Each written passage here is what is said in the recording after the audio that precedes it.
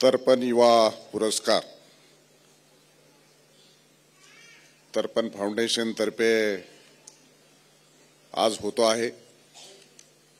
स्वामी विवेकानंद यांच्या जयंतीच्या निमित्ताने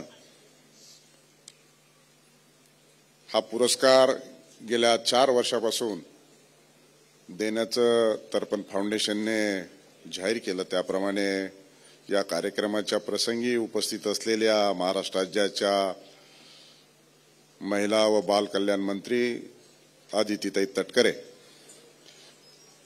त्याचबरोबर आमदार आणि तर्पण फाउंडेशनचे मॅनेजिंग डायरेक्टर श्रीकांत भारतीय, संस्थापक व अध्यक्ष कोहिनूर ग्रुपचे कृष्णकुमार गोयल, कार्यकारी संचालक ओखवाड हॉस्पिटल खोरकीवालाजी, इस्कॉनचे प्रवक्ता नित्यानंद चिरंदाजी, ज्यांनी आज पुरस्कार प्राप्त केले अशा गायत्रीताई पाठक, अशोक देशमाने, मंगलाताई वाघ, उपस्थित असलेले या सभागृहामध्ये सर्व उपस्थित या तर्पण फाउंडेशनवरती विशेष असं स्नेह आपला आणि त्याच्यामध्ये पार्टिसिपेट करणारे सर्व व्यक्ती, पत्रकार आणि छायाचित्रकार,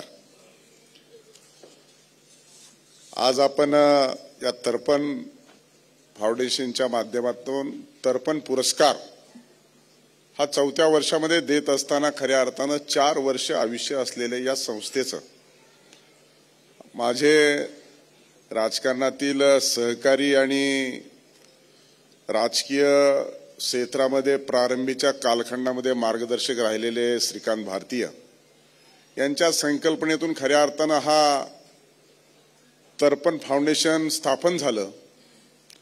आणि तर्पण फाउंडेशन स्थापन झाल्यानंतर मी विचार करत होतो की आज मला या कार्यक्रमाच्या प्रसंगी आपण बोलवलं आहे आणि आदितीताईंनी सांगितल्याप्रमाणे हा एक आगळा वेगळा कार्यक्रम माझ्या तर पूर्ण राजकीय जीवनामध्ये मी पहिल्यांदाच आता अनुभवतोय आणि उपस्थित राहिलेलो आहे। आणि खरं तर संविधानाच्या नियमाप्रमाणे भारत देशाच्या नागरिकाला ज्यांनी जन्म घेतलाय त्यांना जगण्याचा अधिकार आहे। हा फक्त संविधानात आणि घटनेत दिलेली तरतूद म्हणून अनाथ आश्रम आपण चालवतो, त्यांना शासकीय माध्यमातून फंड्स देखील उपलब्ध करून देतो, परंतु नेमकी गरज काय आहे आणि अनाथ आश्रमामध्ये असलेले अनाथ की ज्यांना पालक नाहीत अशांना खऱ्या अर्थानं 75 वर्षांनी देश स्वातंत्र्य झाल्याच्या नंतर तत्कालीन आणि विद्यमान मुख्यमंत्री आदरणीय देवेंद्रजी फडणवीस साहेब यांनी 1% आरक्षण दिलं। परंतु ते 1% आरक्षण दिल्याच्या नंतर खऱ्या अर्थानं तेवढी क्वालिटीचे ते विद्यार्थी तयार झाले पाहिजे आणि 18 वर्ष पूर्ण झाल्याच्या नंतर अनाथालयामध्ये त्यांची संगोपन झालंय, परंतु त्यांना योग्य ती दिशा देणं, योग्य ते मार्गदर्शन मिळणं, योग्य ती त्यांना जॉब मिळणं, अशा सगळ्याच्या कारणासाठी तर्पण फाउंडेशन काम करते। आणि ही श्रीकांतजींची संकल्पना आणि त्यांचा राजकीय अनुभव आणि संघटनात्मक भारतीय जनता पार्टीमध्ये काम करत असल्यामुळं त्यांच्या एका वेगळ्या क्षेत्रातील लोकांशी संपर्क आला, त्यांनी अधिकच्या चांगल्या पद्धतीने जोडलं आणि शेवटी आपण जीवनामध्ये जन्म घेतल्याच्या नंतर कुणाच्या तरी कामाला आलं पाहिजे, कुणाच्या तरी आपण दुःखामध्ये सहयोग दिला पाहिजे। खऱ्या अर्थानं जीवनाचा जो अर्थ आहे की आपल्याला आत्मिक समाधान मिळण्याची जी गोष्ट असते, माणूस जीवनामध्ये किती पैसा मिळवेल, किती श्रीमंत होईल, कितीही नाव कमवेल, पण त्याच्या आत्माचं जेव्हा समाधान होईल तेव्हाच खऱ्या अर्थानं त्याला माणूस म्हणून जगल्याचा आनंद मिळेल। आणि म्हणून या जीवनामध्ये तर सगळेच माणसं श्रीमंत व्हायला आलेत, मोठे व्हायला आलेत, पैसाही कमवतात, नावही मोठं झालं पाहिजे, सगळ्यांनी रिस्पेक्ट दिला पाहिजे, परंतु अशा काही जीवनामध्ये आणि समाजामध्ये जे लोक आहेत त्यांच्यासाठी काम करणारं म्हणजे हे तर्पण फाउंडेशन आहे। मला वाटतं या माध्यमातून आपण जे काम करतायत ते नक्कीच आपण गौरवाचं काम करतायत, सर्वांसाठी अतिशय आदर्शवत काम करतायत आणि ज्यांनी कुणी अनाथालयामध्ये आणि त्याच्यानंतर आपलं मार्गदर्शन घेतलं, अशा गायत्रीताई पाठक असतील, अशोक देशमाने असतील, मंगलाताई वाघतर, मतिमंद आणि अनाथ या दोन्हीचे कॉम्बिनेशन चालवतात. मला असं वाटतं की याच्यामध्ये खऱ्या अर्थानं आपण आपल्या जीवनामध्ये पाठीमागं जाऊन पाहण्याची आवश्यकता आहे.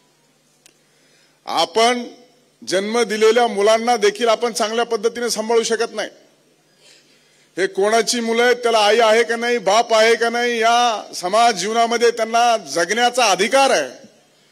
पण त्यांना कोण सहकार्य करणार, कोण मार्गदर्शन करणार, त्यांना कोण नीटनाटकी चांगली दिशा देणार. आणि या सगळ्या त्रुटीचा बारकाईने अभ्यास करून ह्या तर्पण फाउंडेशननी निर्मिती केली आहे. दिवसेंदिवस याची व्याप्ती वाढत असताना तुम्हाला आम्हाला दिसतेय. मला वाटतं 4थ्याच वर्षामध्ये संपूर्ण राज्याचं एका चांगल्या पद्धतीनं लक्ष वेधण्याचं काम आपण श्रीकांतजी, आपण आणि आपल्या टीमने केलेलं आहे. शेवटी चांगलं काम करायला तर कोणालाही आवडतंच, परंतु या समाज जीवनामध्ये जे दुर्लक्षित घटक आहेत, जे उपेक्षित आहेत, जे वंचित आहेत, जे अनाथ आहेत, अशा लोकांना न्याय देण्याची भूमिका आपण आणि आपल्या टीमच्या माध्यमातून दिसते. आणि त्याच परिवारातील आपल्या सहयोगी, सहकारी आणि परिवारातील मिसेस देखील याच्यामध्ये आपल्याला सहकार्य देत आहेत. ही खरंच मोठी वाखाणण्याजोगी गोष्ट आहे. आणि म्हणूनसाठी मी एका अशा चांगल्या कार्यक्रमाला उपस्थित राहिलो, मला देखील मनापासून आत्मिक समाधान आहे. शेवटी आपण सगळेजण एका दिशेने जातो, सगळ्यालाच या जन्म घ्यायचा आहे.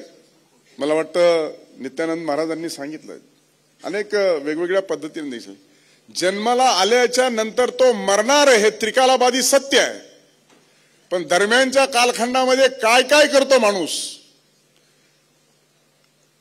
परंतु खूप काही कमवलं. जसं सुख वाटायचं आपण सांगितलं, सुख वाटल्यानंतरच उत्तरार्धाच्या काळामध्ये आपल्यालाही सुख मिळतं. अनेक करोडपती आणि अब्जाधीश असेही बघितले की त्यांचा उत्तरार्ध कसा जातो आणि काय जातो, आणि लोक सगळी त्याच्यावरती चर्चा करतात. खूप श्रीमंत होतो पण अपत्य चांगली मिळाली नाही. खूप श्रीमंत व्यक्ती होता पण त्याला अपत्य चांगली मिळाली नाही, त्याच्यामुळे ते त्यांच्यापासून वेगळे राहतात. पण ज्यांना आई नाही, ज्यांना बाप नाही, सांगता येत नाही, बोलता येत नाही, या समाज जीवनामध्ये त्यांची ओळखही नाही, अशा लोकांचं आपण संगोपन करतात, अशा लोकांना आपण मार्गदर्शन करतात, अशा लोकांना आपण जीवन कशा पद्धतीने जगायचं हे तर्पण फाउंडेशन शिकवतं. त्याच्यामुळे तुमचा गौरव हा मोठा आहे. आणि म्हणून अशा कामासाठी मी सभापती झाल्याच्या नंतर निश्चितच श्रीकांतजींनी मला सांगितलं, मी काल सभागृहामध्ये नव्हतो, पण मी का नव्हतो तुम्हाला माहित आहे का? मी नाशिकला गेलो होतो. नाशिकला गेल्याच्या नंतर आम्ही अनाथ बालकांना ज्यांना संगोपन केलं, मार्गदर्शन केलं, असे 5 आमचे PSI झालेत मुलं, 38 कॉन्स्टेबल झालेत. आणि त्यांच्या दीक्षांत समारंभाला मी उपस्थित होतो आणि मला हा मुद्दा सभागृहात मांडायचा. सगळे नियम बाजूला सारून श्रीकांतजीला म्हणलं, हा तुम्ही मुद्दा मांडा, लोकाला, जगाला, महाराष्ट्राला समजू द्या की तर्पण फाउंडेशनने काय केलेलं आहे. आणि म्हणून 1260 मुलांना आपण 4 वर्षामध्ये त्यांचं संगोपन केलं, त्यांना दिशा दिली, त्यांना जॉब मिळवून देण्याच्या संदर्भामध्ये प्रयत्न केले. मला वाटतं गोयल साहेबांनी आता मोबाईल दान केले. 18 वर्ष पूर्ण केल्याच्या नंतर ज्यांना आदित्यताईंनी सांगितलं त्याप्रमाणे आई नाही, बाप नाही, चुकलं तर कोणी सांगायला नाही, अनाथालयाने सोडून दिलंय, करणार काय? हे जग सगळं असं उजाड मारडाण असल्यासारखं जाणवतोय, दिसतंय, बघतोय. अशा लोकांच्या पाठीशी उभा राहण्यापेक्षा लहान मुलांना त्यांच्या हातात एका चांगल्या दर्जाचा मोबाईल दिला. सगळे सुखी आणि आनंदी आहेत, त्याचा अनुभव ते घेतील आणि त्यातली त्रुटी नेमकी शोधली आणि आज अनाउन्समेंट देखील केली. मला वाटतं मुलगी लग्न होऊन गेल्याच्या नंतर जर तिला काही अडचण आली तर ती माहेरची आठवण करते. अनाथालयातली मुलगी गेल्याच्या नंतर तिने कोणाला आठवायचं? तर ते नेमकं शोधलं आणि त्यांनी माहेरचं, दिवाळीला, पाडव्याला, कोणत्याही सणाला आपल्याला माहेरी जावं लागेल असं एक माहेर निर्माण करण्याचं देखील अनाउन्समेंट केली. आदित्यताईंनी सांगितलं की 18 ते 21 करू. परंतु माझं असं म्हणणं आहे की या संदर्भामध्ये तर्पण फाउंडेशननी जे जे उपक्रम हाती घेतले ते महाराष्ट्र शासनाने त्यांना सहकार्य केलं पाहिजे, साथ दिली पाहिजे आणि त्याच्या संदर्भामध्ये निधी देखील उपलब्ध करून दिला पाहिजे. शेवटी जे कोणीच करत नाही, सरकारचा तो काम करण्याचा भागच नाही, ते जर काम पुढे होऊन कोणी करत असेल तर सरकारने त्याच्या पाठीशी भक्कमपणे उभा राहण्याची भूमिका देखील घेतली पाहिजे. आणि म्हणून या 4थ्या वर्षामध्ये अतिशय नेत्रदीपक आपण ही कामगिरी करत आहात. निश्चितच अतिशय चांगल्या पद्धतीची कामगिरी करत आहात. तुम्हाला राजकीय जीवनामध्ये काम करत असताना अतिशय चांगल्या पद्धतीचे सहकार्य देखील लाभलेले आहे. त्यामुळे तर्पण फाउंडेशनच्या माध्यमातून वंचित, शोषित, उपेक्षित, अनाथ या लोकांच्या पाठीशी उभा राहून हे पुण्याचं काम तर्पण फाउंडेशनच्या सर्व सहकार्याच्या माध्यमातून अशाच पद्धतीने चांगलं झालं पाहिजे. आणि समाज जीवनामध्ये एक आदर्श काम करण्याची भूमिका तर्पण फाउंडेशनने घेतलेली आहे. पुढील कालखंडामध्ये अधिकाधिक हे गतीनं आणि एक चांगल्या क्वालिटीनं होण्यासाठी मी जरी या विधान परिषदेचा सभापती असलो तरी मला माहित आहे की सभापती पदावरती बसल्याच्या नंतर अधिवेशनाच्या कालखंडामध्ये गोयल साहेबांनी सांगितलं त्याप्रमाणे सगळ्यांच्या आशा आकांक्षा आणि अपेक्षा विधानसभेकडे आणि विधान परिषदेकडे लागलेल्या असतात. त्यामुळे जेव्हा केव्हा हा प्रस्ताव येईल तेव्हा ज्या वेळेस भूमिका अनाथाची आणि तर्पण फाउंडेशननी हा जो काही ड्राफ्ट येईल त्या माध्यमातून नक्की माझ्या मनामध्ये तर्पण फाउंडेशनची आठवण राहिल्याशिवाय राहणार नाही आणि न्याय देण्याची भूमिका मी बजावेल. आणि एका अशा आगळ्या वेगळ्या चांगल्या कार्यक्रमाला 2025 मध्ये मला बोलवलं. निश्चितच मला देखील आत्मिक समाधान मिळाले. त्यामुळं मी काल शिर्डीमध्ये होतो, गुजरातला जाणार होतो, अचानक दौरा रद्द झाला, पण मी श्रीकांतजींना शब्द दिला होता काही झालं तरी मी कार्यक्रमाला पोहोचणार आहे. त्यामुळं आज दिवसभर वेटिंग करून कार्यक्रमाला पोहोचलोय. कधीही केव्हाही मला सांगा, कामाच्या संदर्भात सांगा, सहकार्याच्या संदर्भात सांगा, कुठेही उपस्थित राहायला सांगा. मी तर्पण फाउंडेशनचा एक सदस्य या भूमिकेतून भविष्यामध्ये काम करेल एवढंच या निमित्ताने सांगतो. पुरस्कार विजेत्यांना मनापासून शुभेच्छा देतो की आपल्या हातून अतिशय चांगल्या पद्धतीचं काम होतंय. आपल्याला पुरस्कार दिलेला आहे. आपल्याला पुरस्कार देऊन आपल्या कामाची निश्चित स्वरूपामध्ये तर्पण फाउंडेशननी दखल घेतलेली आहे.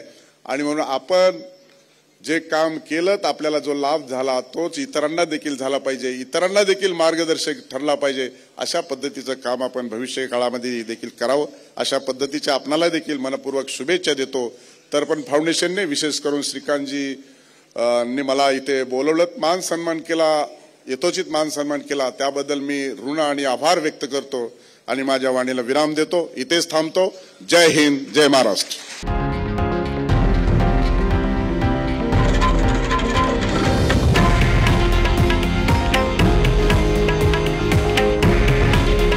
हे आहे देशातील नंबर 1 न्यूज नेटवर्क आणि आपण पाहत आहात TV9 मराठी. काळजी तुमची, हित महाराष्ट्राचं.